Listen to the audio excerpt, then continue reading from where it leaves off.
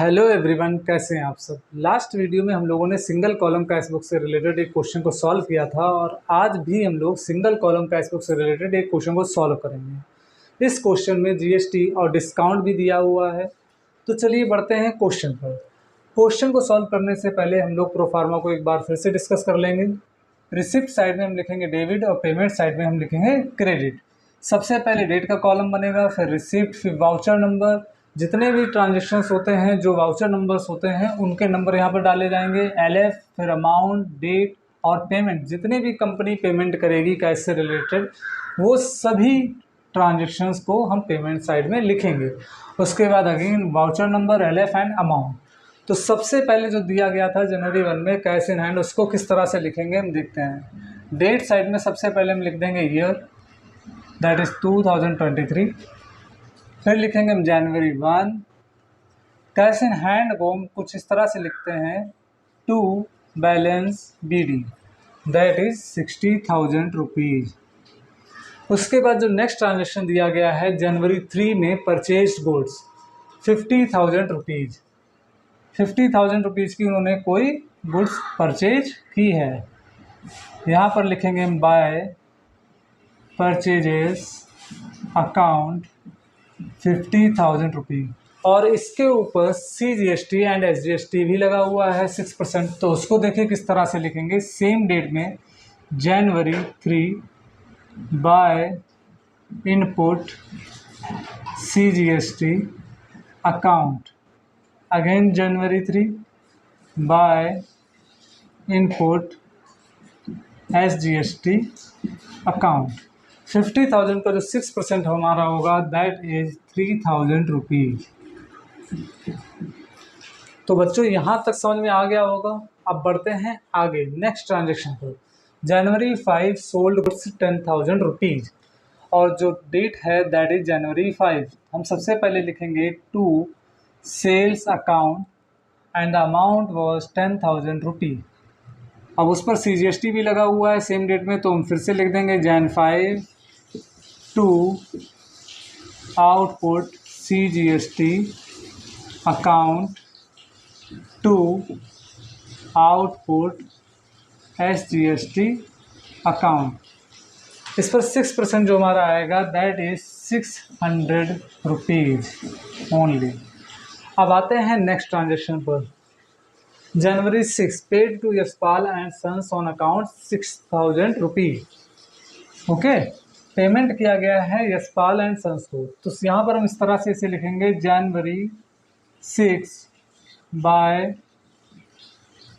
Yashpal and sons, amount दी हुई है दैट इज 6,000 रुपीज़। जितने भी पेमेंट कर रहे हैं हम लोग कंपनी से रिलेटेड, मतलब जितने भी पेमेंट हम लोग करेंगे कंपनी में कैश से रिलेटेड, वो सभी आपको पेमेंट कॉलम में लिखने हैं बच्चों। ओके, और जितने भी अमाउंट आपको रिसीव होंगे वो सभी आप कहाँ लिखेंगे, रिसिप्ट कॉलम में। यहाँ तक समझ में आ गया क्वेश्चन। अब बढ़ते हैं आगे नेक्स्ट पॉइंट पर। नेक्स्ट पॉइंट में दिया हुआ है that is January 10 received from Rahul brothers 9,500। Rahul brothers से हमें क्या मिला है, पैसा कितना, 9,500। तो जितना भी रिसीव होता है उसे हम किस साइड में लिखते हैं, डेबिट साइड में। हम यहाँ पर लिख देंगे January 10 to Rahul brothers. Okay, amount दी हुई है दैट इज 9,500। जो जनवरी 10 में ट्रांजेक्शन किया गया था, रिसीव्ड फ्रॉम राहुल ब्रदर्स 9,500, उसको डिस्काउंट भी अलाउ किया गया था 500 रुपीज़। और क्योंकि हम बना रहे हैं सिंगल कॉलम कैश बुक, यहाँ पर डिस्काउंट अलाउ और डिस्काउंट रिसीव से रिलेटेड एंट्री नहीं करेंगे। क्यों नहीं करेंगे, उसका रीज़न ये है कि जो हमारा डिस्काउंट अलाउड होता है, डिस्काउंट अलाउड जो होता है, that is the nature of loss. जो कंपनी को लॉस होता है एक तरह से, भाई हमने अलाउ कर दिया डिस्काउंट, अगर हम उसको अलाउ नहीं करते डिस्काउंट तो वो पैसा हमें रिसीव होता ना।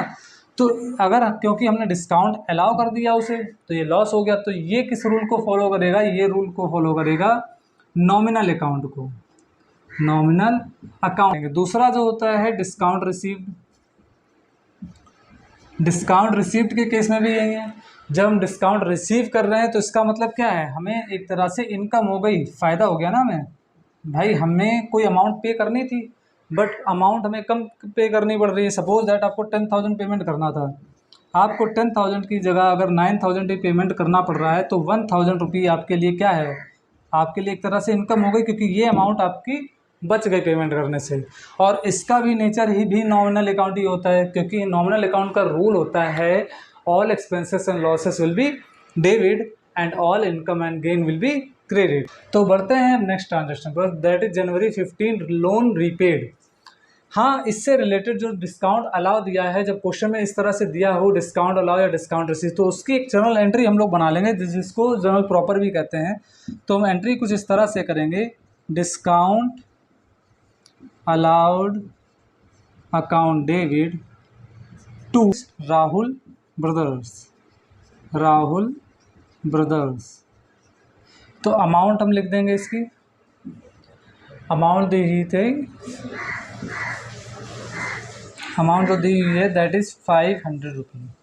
ओके, तो जो डिस्काउंट अलाउ या डिस्काउंट रिसीव क्वेश्चन में आने पर हम उसकी एंट्री अलग से करते हैं। आते हैं नेक्स्ट ट्रांजेक्शन पर, that is January 15 loan repaid. अब लोन का पेमेंट कर रहे हैं आप, तो इतना तो समझ में आ रहा है कि लोन का पेमेंट कर रहे हैं तो जेब से हमारे पैसे जा रहे हैं, जेब ढीली हो रही है। तो जब पैसा पेमेंट करेंगे तो हमारा पेमेंट साइड में ही आएगा। इसको हम इस तरह से लिखेंगे, बाय लोन अकाउंट, और जो अमाउंट थी हमारी दैट इज़ 8,000 रुपीज़। क्लियर। अब आते हैं नेक्स्ट ट्रांजेक्शन पर, जनवरी 21 पेड फॉर ट्रैवलिंग एक्सपेंसेस। अब इतना घूमोगे तो एक्सपेंसेस तो होंगे ही, कॉमन सी बात है। तो यहाँ पर लिखेंगे हम ट्रैवलिंग एक्सपेंसेस। हाँ, वो अलग बात है, कंपनी से रिलेटेड मीटिंग वगैरह में घूमने गए होंगे, पर कई बार लोग तो ऐसे घूमने चले जाते हैं। आते हैं नेक्स्ट, यहाँ पे ट्रांजेक्शन काफ़ी कम दिया गया है, 500 रुपये, कंपनी के काम से गया होगा भाई। चलो बढ़ते हैं नेक्स्ट पे, जनवरी 24 रिसीव्ड फ्रॉम जेड। अब जनवरी 24 को अमाउंट रिसीव हुई है जेड से, ठीक, कोई दिक्कत नहीं, फिर से लिख देंगे हम जनवरी 24 टू जेड। अमाउंट हमें रिसीव कितनी हुई है, दैट इज़ 10,000 रुपीज़ ओनली। यहाँ पर भी डिस्काउंट अलाउ हुआ है, तो सेम हम क्या करेंगे, डिस्काउंट अलाउड की एंट्री लिख देंगे। आई होप यहाँ तक आपको समझ में आ गया होगा। टू जेड डिस्काउंट कितना अलाउ किया था इसको, 2,000 रुपये। आते हैं नेक्स्ट ट्रांजेक्शन पे, दैट इज़ पेड रेंट जनवरी 31, जैन 31। यहाँ पर अमाउंट जो पे की गई है फॉर रेंट दैट इज़ 5,000 रुपये। तो इसको हम ऐसे लिख देंगे, बाय रेंट अकाउंट 5,000 रुपीज़। अब क्वेश्चन में देख के सीधी सी बात पता चल रही भाई, इधर बड़ी बड़ी अमाउंट्स हैं, कुछ 60,000, 10,000 समथिंग, और यहाँ पर हमारा एक ही है 50,000 और 8,000। तो बैलेंस इस साइड में ही आना चाहिए। हम यहाँ पर लिख देंगे जनवरी 31 बाय बैलेंस CD। क्लियर। अब जो दोनों का डिफरेंस होगा उसको लिख देंगे यहाँ पर। डिफरेंस चलिए निकाल लेते हैं। अब इसको डिफरेंस आएगा यहाँ पर, दैट इज़ 15,200। 15,200। तो इसको कुछ इस तरह से बराबर करके बैलेंस को हम अकाउंट को क्लोज कर देंगे, डबल लाइन ड्रॉ करके इस तरह से। ओके, और इस बैलेंस को वापस से हम इस साइड में लिखकर इस तरह से लिखेंगे, to balance BD 15,200 rupees.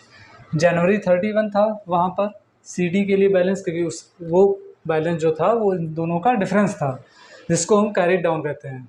Okay, अब उसको क्या करेंगे, नेक्स्ट मंथ यहाँ पर लिखकर Feb 1 टू बैलेंस BD लिखकर इस अमाउंट को वापस से नोट डाउन कर देंगे। इसका मतलब है इस अमाउंट को, जो ये हमारा बैलेंस अमाउंट बचा है, बैलेंसिंग फिगर जो बचा हुआ है, उसको हम नेक्स्ट मंथ की फर्स्ट डेट के में ले जा रहे हैं। तो इस क्वेश्चन से रिलेटेड अगर आपको कोई भी प्रॉब्लम, कोई भी डाउट्स वगैरह हैं, कोई भी समस्या, दुविधा, परेशानी वगैरह भी है, तो वो भी आप कमेंट बॉक्स में अपने क्वेश्चंस लिखकर पूछ सकते हैं।